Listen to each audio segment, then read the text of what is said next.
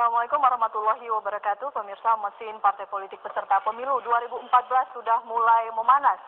Malam ini kami mengundang Ketua Umum Partai Kebangkitan Bangsa, Bapak Muhaimin Iskandar. Kita akan berbincang mengenai banyak hal, termasuk strategi pemenangan pemilu 2014. Kalau di Jakarta, kami masih menunggu pemirsa Ketua Umum Partai Kebangkitan Bangsa, Muhaimin Iskandar ataupun Caimin yang kabarnya akan tiba. Nah, Assalamualaikum, selamat malam. Selamat malam. Kenapa naik motor? Saya Wah, kenapa naik motor? Iya, stuck di Semanggi. Di Semanggi? Ya, kita harus cari jalan cepat naik motor. Itu imbas unjuk rasa buruh Ya, hari tuntutan ini ada unjuk rasa buruh di DPR.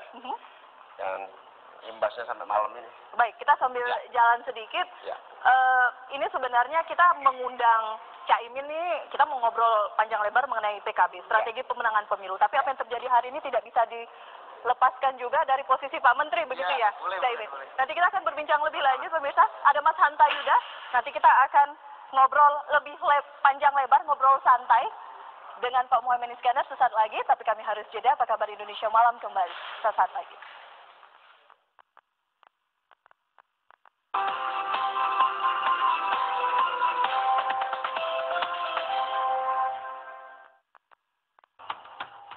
Partai Kebangkitan Bangsa pimpinan Muhaimin Iskandar memang sedang gamang.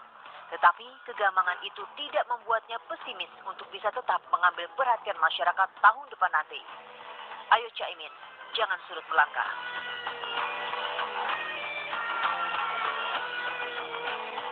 Nggak usah disebut kok. Baik, kita akan lanjutkan. Sebelum kita berbincang mengenai Partai Kebangkitan Bangsa, tadi saya tanya dulu nih, sebagai Pak Menteri begitu, melihat hari ini aksi demonstrasi besar-besaran. Tuntutannya adalah kenaikan 50% dari upah para buruh. Anda melihatnya seperti apa? Posisinya ini menarik. Ini ada dua kepentingan yang terus harus kita jembatani. Satu sisi usaha yang berbasis padat karya ya, yang sangat keberatan dengan kenaikan tahun lalu. Dalam sejarah kenaikan upah tahun lalu itu kenaikan yang paling drastis. Sampai 40% kenaikan upah minimum di DKI dan Jabodetabek. Ini tentu akhirnya terjadi relokasi dan sebagian malah mengalihkan usahanya dari padat karya. Ini yang kemudian dikhawatirkan oleh semua pihak, terutama asosiasi pengusaha, dan meminta supaya kenaikan tidak terlampau tinggi untuk tahun ini. Nah, tapi buruh mendengar bahwa pengusaha tidak mau naik signifikan, bereaksi dengan demo hari ini. Dan saya kira ini sebuah demokrasi, boleh-boleh saja. Yang penting selesaikan di tingkat tripartit, selesaikan di Dewan Pengupahan Daerah. Di situ ada wakil buruh, di situ ada wakil pengusaha, survei bareng pasar. Hasil survei itulah yang akan menentukan berapa upah minimum yang paling tepat untuk tahun 2014. Ini kan dirasa tepat begitu mungkin. Secara logika ketika harga BBM naik, harga barang-barang semua naik, inflasi juga meningkat begitu. Artinya memang permintaan buruh ini masuk akal kan? Secara umum masuk akal. Tetapi secara spesifik menghadapi gejolak ekonomi global yang begitu kerasnya ya, ada krisis di tingkat Eropa, Timur Tengah, hari ini Syria yang akan perang, itu juga berdampak langsung, tentu kita harus antisipasi. Karena itu, mari duduk bersama lah. Saya juga sudah bilang pada pimpinan. Dalam waktu dekat menjembatani ini akan duduk bersamanya? Sudah proses. Ini tekanan-tekanan ini kan dalam rangka menekan agar duduk bersama itu, supaya ada dukungan kepada para wakil serikat pekerja. Oke, baik. Janjinya kepada masyarakat seperti itu ya? Ya, khususnya bagi tentu harus upah yang adil kita selesaikan bertiga lah, pengusaha, buruh, dan pemerintah. Tidak usah khawatir, kayak tahun lalu toh kenaikannya sangat bagus. Tidak usah khawatir ini artinya untuk para buruh atau untuk pengusaha? Semua. Tahun lalu semua khawatir, akhirnya kita bisa selesaikan. Sehingga dalam seluruh sejarah perburuan Indonesia, baru tahun 2013 inilah kenaikan itu signifikan. Baru kan.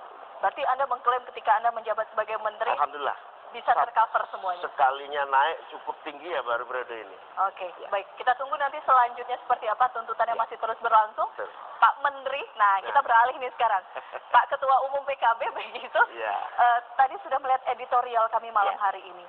Memang tidak bisa dipisahkan antara sosok almarhum Gus Dur dengan Partai Kebangkitan Bangsa. Kalau Anda sendiri melihat sosok almarhum figur Gus Dur itu seperti apa? Ya, Gus Dur itu tidak akan bisa dipisah dari PKB. Beliau itu pendiri, sumber inspirasi, bahkan pemikiran dan seluruh tindak tanduk beliau adalah ideologi bagi perjuangan PKB. Soal kemudian pernah ada dinamika mencoba mengadu domba saya dengan Gus Dur, itu dinamika yang saya kira semua partai mengalami hal yang sama. Dulu kan Gus Dur dijatuhkan, kemudian tentu semua khawatir kalau kita solid terus ada yang adu domba lah masuk ke PKB. Poinnya adu domba, bukan? Adu domba. Kita ingin konfirmasi saja. Waktu itu ada kabar-kabar burung juga di belakang mengatakan bahwa ini sebenarnya hanya skenario politik saja. Karena hubungan Caimin sebenarnya dengan almarhum Gus Dur baik-baik saja tadi. Betul. Ada cerita menarik dua hal ya. Yang pertama suatu hari ketika seru-serunya berantem, kita berdua sama Gus Dur lagi tidur-tidur di PBNU di karpet gitu. Tahu-tahu Jaya Suprana Semarang datang, sialan kalian. Kita ketar-ketir kalian berantem malah tidur-tiduran berdua. Itu cerita yang pertama. Yang cerita yang kedua sebetulnya saya oleh Gus Dur diminta mengundurkan diri jadi ketua umum. Ya, saya sebagai anak buah saya pernah mengundurkan diri dari ketua umum PKB. Saya serahkan Gus Dur sebagai anak buah saya mundur nih. Taat samina wa atokna. Apa yang terjadi? Surat itu diterima Gus Dur. Saya memang meminta Anda mundur, tapi setelah Anda menyatakan mundur, saya sangat kagum dengan loyalitas Anda.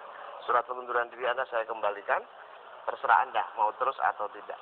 Surat inilah yang kemudian dibuat kelompok lain untuk nyerang saya seolah-olah saya mengundurkan diri. Sampai hari ini akhirnya bisa kita lalui dengan baik. Dan cerita tadi tentang PKB itu cerita lama. Hari ini alhamdulillah seluruh yang berbeda pendapat sudah bergabung. Bahkan berbagai kelompok yang selama dinamika internal itu berseberangan sekarang gabung mulai. Artinya komunikasi dengan Mbak Yeni sejauh ini baik-baik saja? Ya, dengan Yeni agak khusus karena dia sejak peristiwa itu kemudian pindah partai kan.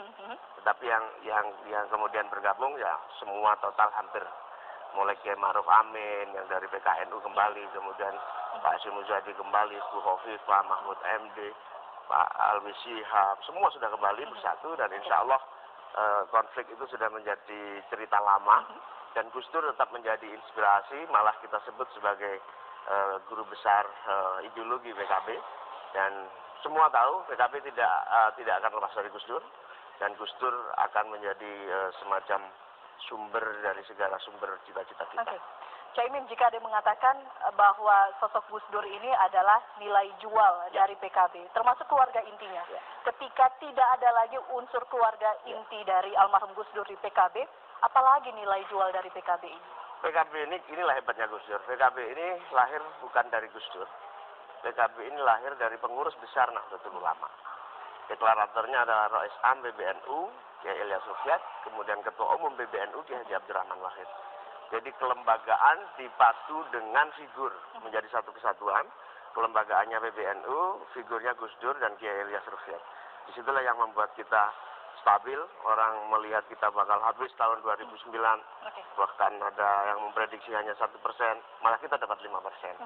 Memang itulah sejarah pendewasaan dan pematangan politik dimanapun termasuk di keluarga besar NU. Maklum 32 tahun NU tidak berpolitik, 32 tahun NU dalam tekanan selama Orde Baru, 32 tahun NU tidak bisa melatih diri berbeda pendapat. Saya kira proses yang wajar, kemudian mudah salah paham, pecah. Tapi semua sudah menyadari, bahkan yang berkonflik pun, untuk apa kemudian kita tidak bersatu kalau tidak mendapatkan hasil yang baik bagi perjuangan NU. Artinya tanpa almarhum Gus Dur pun saat ini Insya Allah. Keluarga inti Gus Dur, PKB masih memiliki nilai jual untuk menarik suara dari masyarakat. Mas Hanta sepakat tidak dengan itu? Jawabannya nanti Mas ya, kita harus jeda. Kami akan kembali dengan jawaban dari Mas Hanta Yuda sesaat lagi di Apa Kabar Indonesia Malam.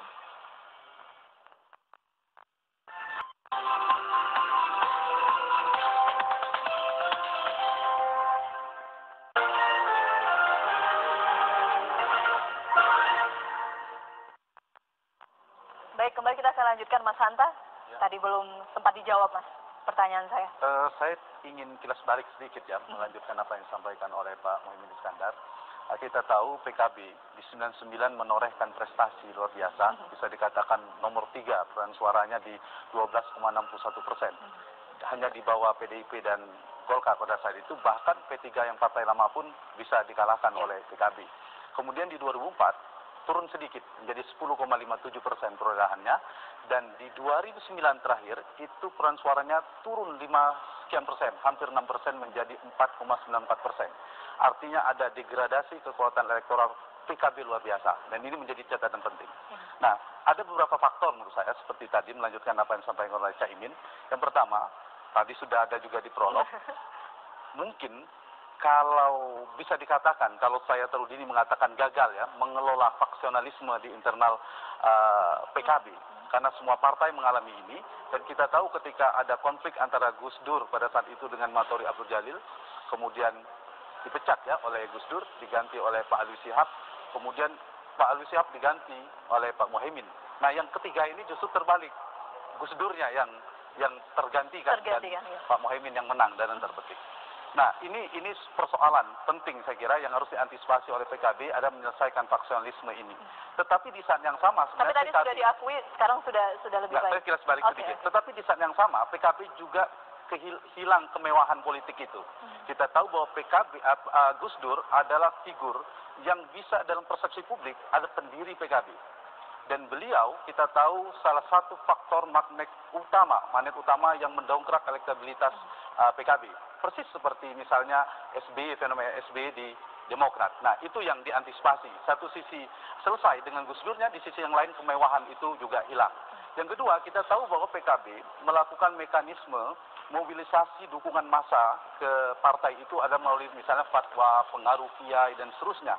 Nah, faktor yang kedua adalah terdiasporanya kekuatan PBNU yang tadi oleh Caimin katakan diakui didirikan oleh PBNU, dan sekarang terdiaspora kekuatan NU itu hampir berada di mana-mana dan seterusnya, dan ini menjadi tantangan terbesar dan saya kira berkontribusi mendegradasi kekuatan elektoral dari PKB. Dan yang ketiga adalah faktor kita tahu fenomena belakangan ini party ID itu semakin rendah, pemilih yang teridentifikasi bagian dari partai politik semakin rendah, sementara figur ID semakin menguat, teridentifikasi oleh figur. Karena itu ada fenomena SBY, Prabowo dengan Gerindranya, dan belakangan ada Jokowi dengan yang mendapatkan insentifnya ada PDIP. PKB saat ini menurut Anda? Kehilangan itu di 2004 seperti saya katakan. PKB tidak memiliki tokoh kuat untuk paling tidak menjadi magnet elektoral bagi PKB di 2009. Di saat yang sama, menurut saya PKB juga tidak memberi warna yang kuat. Apa bedanya PKB dengan partai nasionalis yang lain, dengan partai berbasis masa Islam yang lain? Kemudian ditanggapi dulu ya, silakan Jaimin, tanggapi dulu poin-poin itu tadi.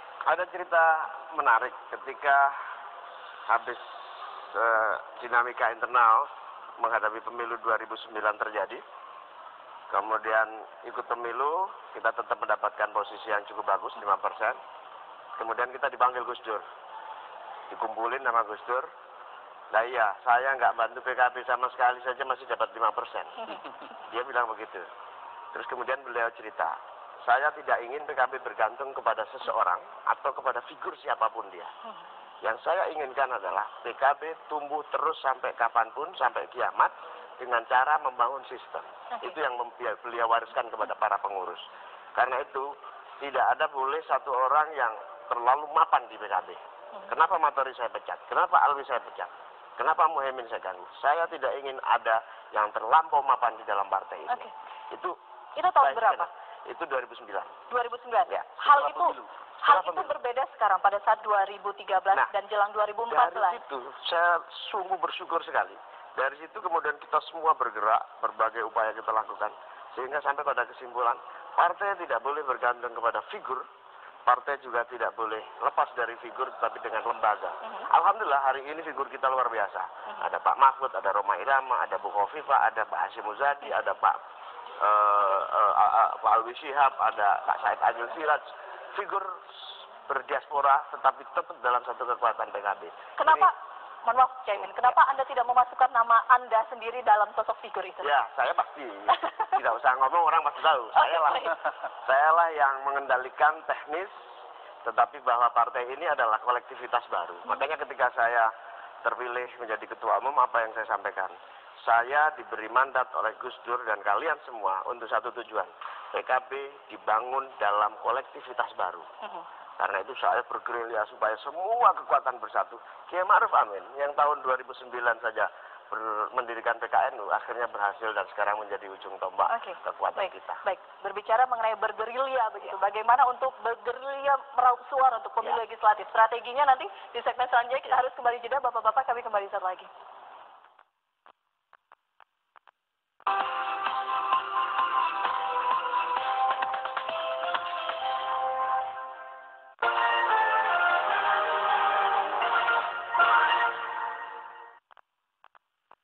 Kita akan lanjutkan.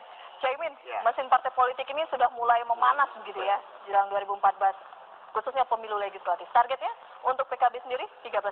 Ya, komitmen tema kita adalah rebut kembali kemenangan 99, di mana seluruh kekuatan menyatu, dan alhamdulillah sekarang ini kekuatan telah menyatu, plus tambah kekuatan baru.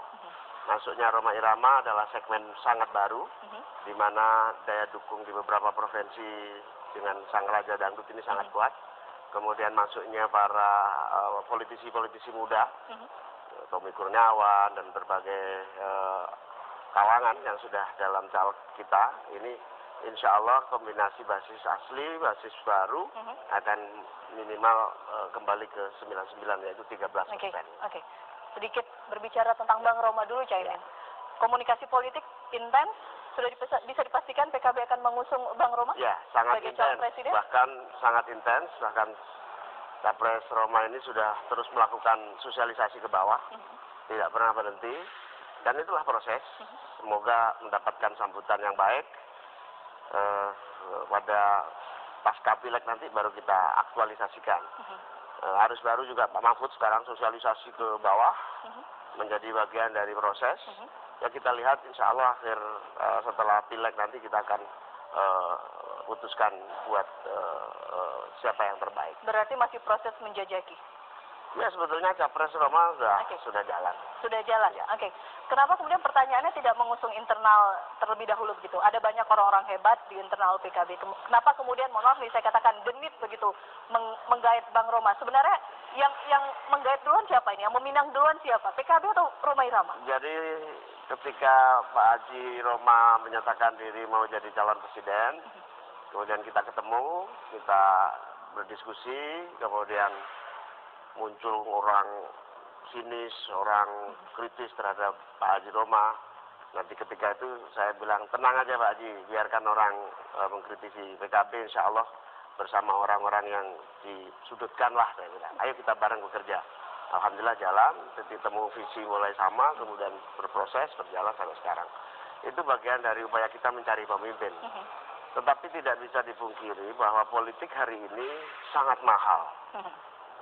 High politik, high cost ya gitu. Jadi politiknya begitu mahal. Makanya kita cari cara dengan mendekati tokoh-tokoh yang bisa menopang perolehan suara dengan tanpa biaya yang besar.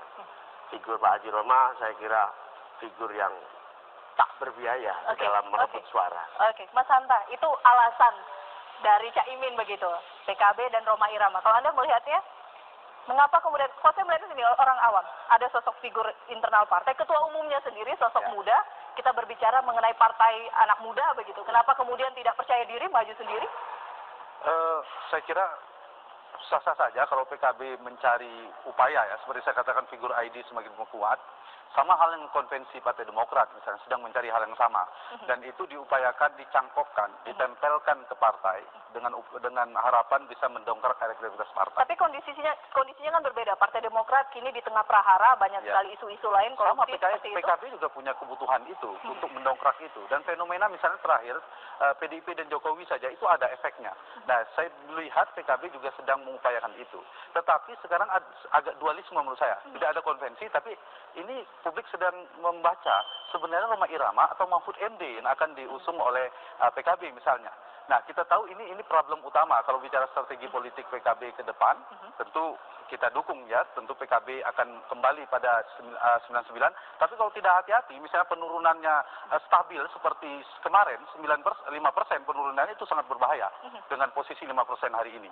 Nah, yang pertama adalah kalau misalnya Pak Mahfud ini orangnya belum terasosiasi dengan PKB-nya selama ini.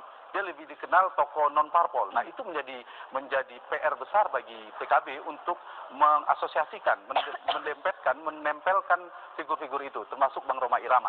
Tapi yang perlu dicari magnet dari para figurnya apakah bisa mendongkrak elektabilitas. Karena itu tidak bisa seorang tokoh modalnya popularitas, tapi dikenal, disukai lalu dipilih. Nah, figur yang disukai dan dipilih inilah yang akan memberi kekuatan magnet baru, daya tarik bagi partai. Itu satu untuk PKB. Yang kedua, PKB menurut saya yang keduanya juga bisa dilanjutkan. boleh. Saya sedikit batuk. Kita juga harus jeda. Pertanyaan dari masyarakat juga, Mas Hanta, Caimin, mengapa sih Caimin tidak maju sendiri sebagai calon presiden? Nanti dijawabnya, kita harus jeda. Kami kembali saat lagi.